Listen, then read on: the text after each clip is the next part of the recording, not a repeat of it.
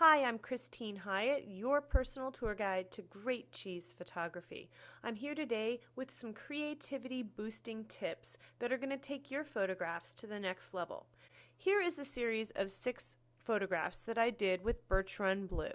This first one starts out very traditional, straight on. The light is coming in from behind me and flooding onto the subject. It's late afternoon light, and you can see there's some really dramatic shadows going on back here, and very strong and nice even front light. So I challenge you, when you get this nice setup going, to physically move your body around your subject and watch what happens. So this next shot, I physically moved over to about an 8 o'clock angle, and you can see a lot more visibility on the rind here. I think it adds a whole lot more interest to the shot.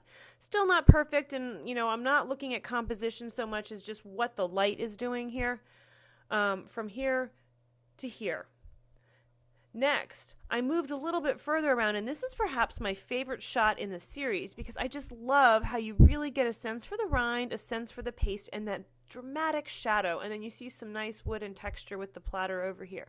I love this shot. When I first started shooting, I'd never thought to move myself physically around the subject, and it really does open your eyes. Here's the back. I think this is really cool. And again, never would have thought to do this, but just try it and see what it spurs for you.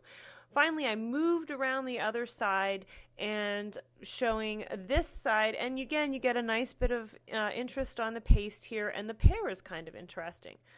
Oops. And finally, just a shot from just off center. And again, the paste is a little bit blown out, but because I'm shooting raw, there's a whole lot of data on the shot, and I can actually easily come down over here and just decrease my exposure a little bit and bump down my highlights and bring this right back into line. So again, there's a little editing technique. I'm using Lightroom, which is my favorite editing software. But again, I'm going to run through these shots here. If you take your body and physically move it around the cheese, especially during these late afternoon hours, you're going to get some much more dramatic shots than that really typical straight on. I hope you enjoyed this creativity boosting tip. If you do a series of shots, I'd love to see it. Go ahead and hashtag cheesephotography101 and post it to Facebook or Pinterest, where we can check it out, and leave your comments on the blog below, or questions. I am always happy to talk cheese and photography. Thanks so much for listening. I'm Christine Hyatt, the Cheese Chick of Cheese Chick Productions.